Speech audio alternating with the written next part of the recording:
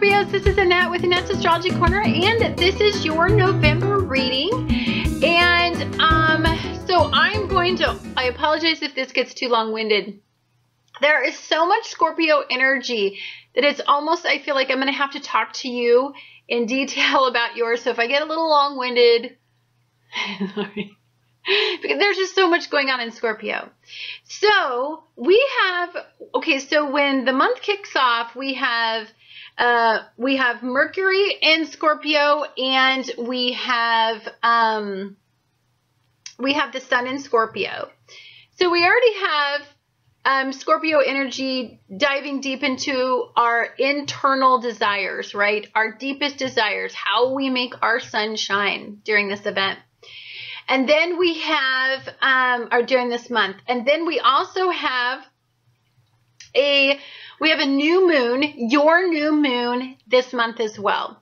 So we have a lot to discuss about taking a look at what we want and what we deeply desire and how we energetically want to connect with it and where do we want to go with our whole fracking month, because as energy moves forward, as we move forward in the months to come, it's not about tearing down old ego and about losing anything anymore. It's about building up new beginnings, new hopes, and new dreams. And so let's start it out. The second Venus in Virgo aligns with Mars in Virgo. All of this is going to be happening in your 11th house. Love 11th house work. Now this is friends, network, social networking, but it's also hopes, dreams, and wishes, desires, wants, goals, your biggest goals, right? And it's about aligning yourself. So it's about taking a look at your life, critically analyzing it, taking a look at your deepest heart's desires, down to where you would feel pleasure when feeling what you want. You know, it's about taking a look at, if we were to align ourselves with what we deeply and passionately desire, I think we would have often a brand new thought processes. And so when we align passion up with pleasure and heart and partnerships and moving forward, there comes a time when we start to ask ourselves the tough questions. Is what we have in our lives, are we feeling fulfilled? And I want to say that you're not. I want to feel like you do, there are lots that you want to change about your life. And there's a lot that you desperately know needs to start completely from scratch, like areas in your life that is just, the perspective needs to be so new. I think sometimes you don't know how to go about getting what you want. So this month is about revealing that to you. Now, Pluto in Capricorn is in a gorgeous mood the entire month. That is such good news for you. So this is about aligning your personal power and your desire for your foundation to be solid and in control of your outcomes. Chiron is going to be sextiling these outcomes. So I think what we're doing is we're aligning, you are energetically aligning with the messenger in energy, in the universe, and what it's trying to tell you. And many of these are going to be very new, expansive thought processes. They're going to start with a lot of new beginnings, a lot of, you have to be very, very open to new perspectives. And with all the Sagittarius energy and then Saturn in Sagittarius and delightful moods, I don't expect to have too much resistance when this starts. So I think what kicks it all off is all this Venus energy in Virgo, critically analyzing, taking a look at everything and asking, is your passion, do you feel super passionate about anything in your life or where you're at in your life? And if so, if you were to change something, how would you change it? So that's going to be the question that's going to happen around the 2nd. On the 8th, Venus moves into Libra, 12th house work. Now, I love 12th house work. Finally, I get to say it's good to be in the 12th house. The 12th house, you're very blessed to be in 12th house energy. The reason that I say that you are very blessed to be working in 12th house is because 12th house is completely supported by sextiles. So we're digging out stuff in our closet in our 12th house, and we're finding brand new ideas. We're rediscovering parts of ourselves. We're opening ourselves back up to possibilities. And we're feeling triumphant in 12th house work. So when this event, when Venus moves into Libra, this is about opening you up, your heart, aligning passion with critical thinking and partnerships with establishing powerful outcomes that could generate true possibilities. And then you've got beautiful Pluto sextiling, having a lovely little fairy dust dance with Chiron and Pisces all up there, sprinkling a bunch of personal power all over your fracking life. And so you're just having a delightful dance. Pluto in Capricorn is going to be sextiling Mercury in Scorpio and the Sun in Scorpio. So sextiles really give us big energy boosts in positivity and in forward movement. Now, we have to let go of being, we were trining out there for a while, and we got a little lazy in the trine information, and we got a little bit, I think what we did was we got a little lazy in wanting to transform our lives and to push forward. And I think that we're going to get jolted a little bit from that. Some of us, we might have to have a little bit of Uranus, somebody kick us in our Uranus for us to feel particularly motivated to do anything about life, because, I mean, we're just feeling good. And sometimes when you feel good, you don't feel particularly challenged to make differences. But I don't think that we're going to feel like there's so much information coming in and so much intuitive messages, and you are so energetically connected with questions that are being asked of you. And this is water energy is going to be all over the place. And Jupiter is really going to want to expand. So if you get a really good idea, great time to start thinking about it, right? Like if a good idea really pops into your head and you really want to know what the possibility of that idea is, then I say think about it now, because when Jupiter is in critical Virgo, it's about dissecting it and seeing if it expands something bad about that idea, you know not to do it. If it expands optimism, hopes, and something good about the idea, you know that it's like you immediately get an arrow yes or an arrow no. And that is really a blessing when you're trying to make decisions and you're trying to move forward in energy.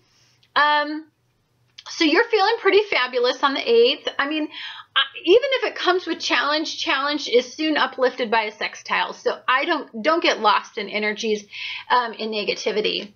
On the 11th, we have a new moon in Scorpio. This is all going to be happening in your first house. During this, Mars in Virgo is going to be conjunct with Venus in Libra.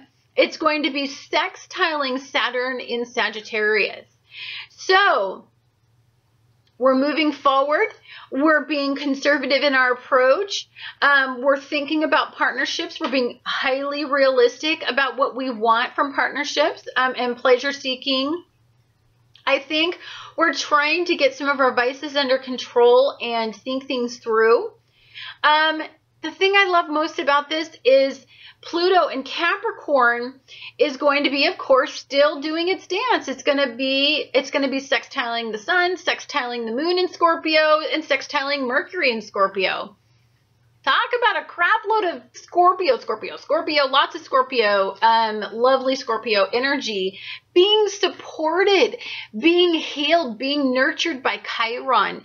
So lots of water is being poured into you, so much so that I think what it's doing is it's like a waterfall. It's completely flushing out negativity and bad vibes and destructive thinking and dark pensive thoughts, and it's pushing all of that out, and it's aligning your life with new fresh thoughts.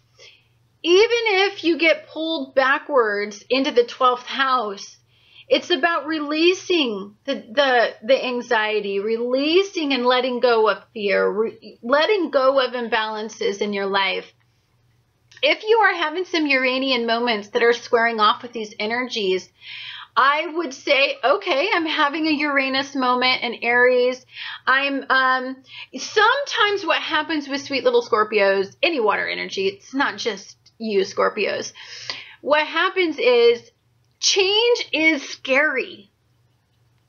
Good change, bad change, change. You guys get, Scorpios are very regimented. They like things done in the order and that they feel comfortable done in the time that they are willing to move in.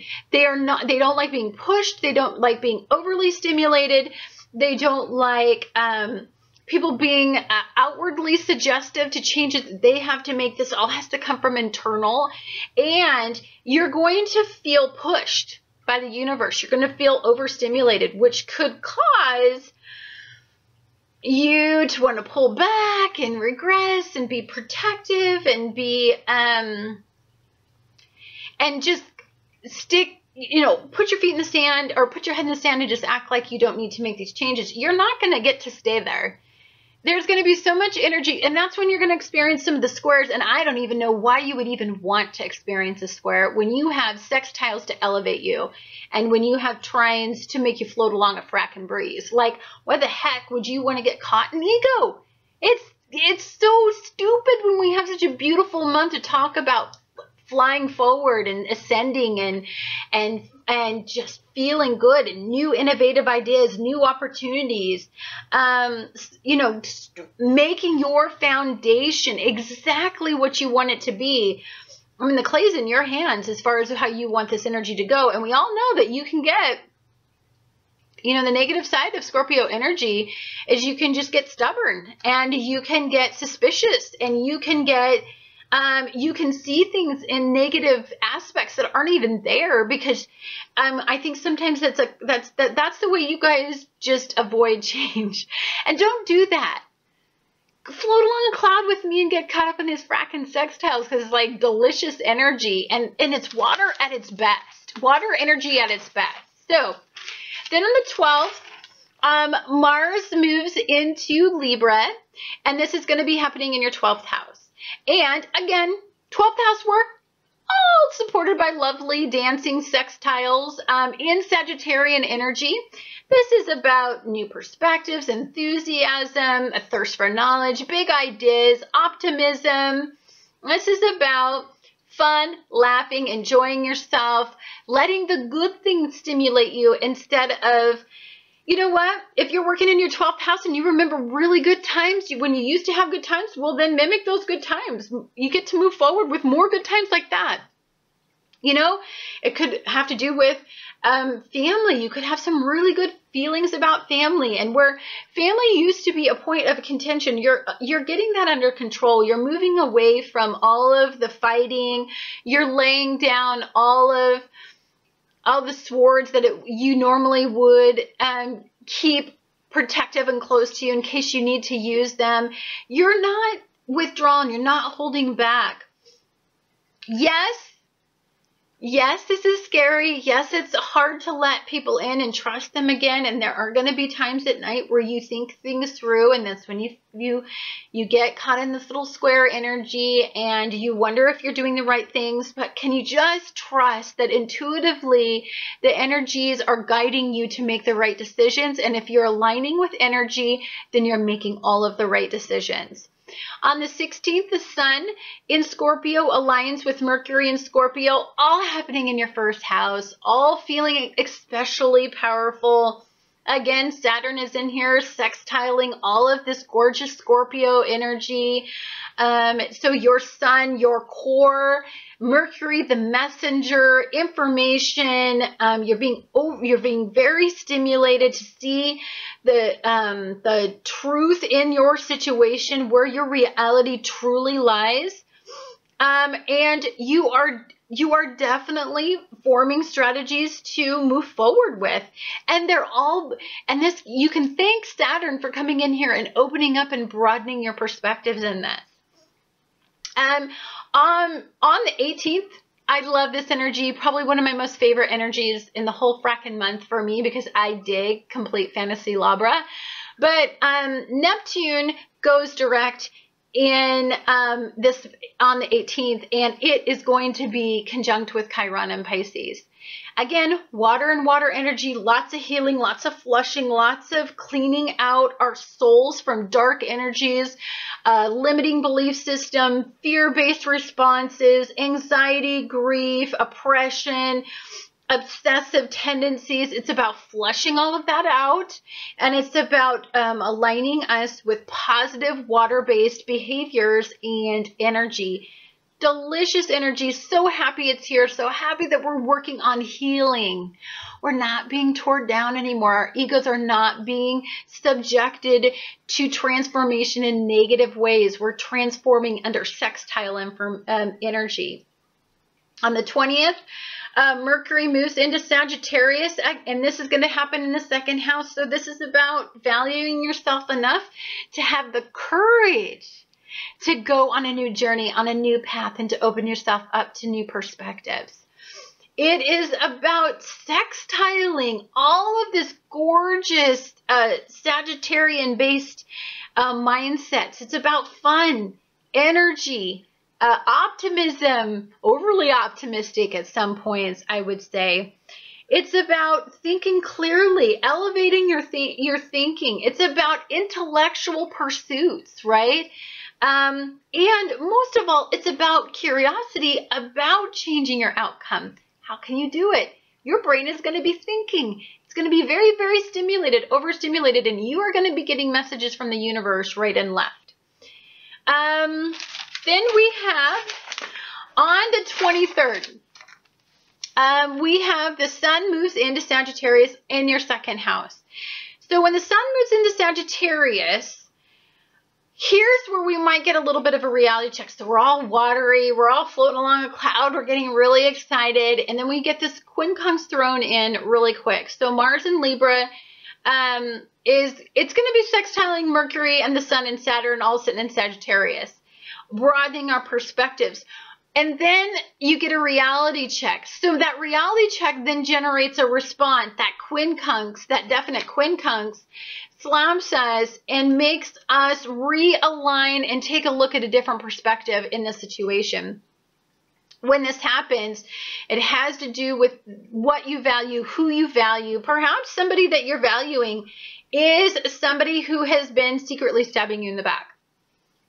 Or this person has done it before and you were trying to generate a new relationship with them and then they disappointed you. Or perhaps this person is just completely unstable and there's an imbalance in this person. You love him dearly, but so you're going to have to take a look at this relationship, and I want to say it's somebody you deeply value. And you're going to have to, that's when you experience this quincunx, it's probably going to have something to do with that. And that's okay. We have a lot of sextiles in looking at this from all perspectives and making sure that it's truly not your limiting belief systems, you being stubborn for the sake of being stubborn. It's you really honestly are realistically looking at the situation, and you're probably right. Especially if you're energetically connected with all this water-based energy, intuitive energy, then I want to say you're probably right. There's a secret, or you didn't get the full truth, or something may happen right around this time that may make you, it's just a small reality check. I don't think this is anything earth-shattering, but enough to make you take a look at this thing from a different perspective. On the 24th, we have Mercury in Sagittarius aligning with Saturn in Sagittarius in your second house. Again, Chiron is still in here. Chiron and Pisces, Neptune and Pisces is still quincunxing, still keeping us realistic, but we have and Uranus energy. So Mars in Libra is going to oppose Uranus and going to square off with Pluto and Capricorn. This is in your second house. So again, I think what happened around like the 23rd, right around the holidays, is really going to, maybe you have to rethink how you're going to enjoy your holidays. You were making big plans with family and it was going to move forward with these plans, and something happened that you didn't like, and it was a reality check with that. It really upset you. And so I think you're going to have to think about where you want to spend the holidays and who you want to spend the holidays with, and what do you consider quality family time. It's about making a decision, probably with maybe between families. It's definitely something that's going to cause Pluto to square Uranus, square Jupiter, square Mars, and square Venus. So, yeah, this is something that is definitely a relationship that's dear to your heart, that you didn't like something especially much, and so it's going to change an outcome here. You're going to have to make some decisions for sure. And I think you were super hopeful, and it could be a big disappointment. Don't let this energy get you down. We've got a full moon coming. So we have the full moon coming up on the 25th, and the full moon is going to be in Gemini in your 8th house. Now, we're still dealing with a lot of these same energies. So this is about, okay, so something happened. Okay, we were floating along a cloud. Everything was going great. We were feeling purified. Water was going into us. We were like moving, grooving. Life was good. Reality check. Something came up you didn't like. Could have been around family, a partner, death, or between families, something like that. It's going to make you reevaluate a relationship. I want to say that this is really burdening you. This is really making you look at this. So then it all dumps into let's make a decision time, cumulative energy, the full moon in Gemini. And this is about taking a look at it from both sides, both perspectives, and and I want to say that there are two sides that equally have things wrong with them that you see that you don't agree with. And so this reality check that you got, I don't think you know how to make it better. Again, we've got about 30 days to figure everything out, because, you know, that's when stuff happens, it accumulates, and then the full moon happens, and then we spend 30 days kind of working through that transit and figuring out what that all meant. Pluto in Capricorn is squaring off with Uranus and Aries, squaring off with the moon, Venus, and then Mars is going to be squaring off with Pluto, but it's also going to be opposing Uranus and Aries. So to me, I want to stay in the high side of this, not get sucked down into the darkness and the disappointment, and you know, you had a little faith and now you're wondering if that faith was worth it. Concentrate on the sextiles. Concentrate, get yourself out of the negativity, out of the blackness. Remember the purification. Remember that, you know, you are starting to align with something bigger, and it was feeling really good. Don't get caught up. There's a lesson to be learned. There's a reason why all this happened, but don't get caught up in it. Don't get caught up in the negativity and let it spiral you down. Instead, let it broaden your perspective on it. Let it align yourself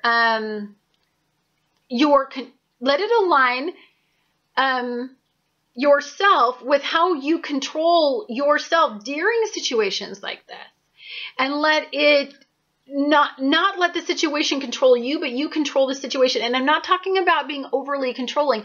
I'm talking about looking at it from all perspectives and considering all people's perspectives on this subject, and then approaching it in a much more diplomatic fashion, where you're looking at everything and you're wanting to see why this happened. There's a bigger purpose, there's a meaning, there's a hidden message, there's a karmic reasoning behind all of this. Maybe it's tied to something that's happened in your past it could be healing something that happened from your past, and this situation needs to come about to help heal, have tough conversations to heal those areas. Sometimes the way that I heal is actually by facing things I don't want to face, right? So it could be something like that. All in all, lovely month. Don't get hung up at the end of the month. There's plenty of sextiles for you. You could really pretty much avoid the situation if you truly wanted to. I wouldn't, because there's something to learn but understand that when you're learning something, there's still glorious sextiles just all over your rulers, just sprinkling a bunch of fairy dust, healing energy on it. So don't get lost in it. Whatever happens, happens. It was all for the best. There's always a reason. And you're going to learn it, and you're going to be better for it. Anyhow, guys, thank you so much for watching Annette's Astrology Corner, and I look forward to talking to you guys again next month.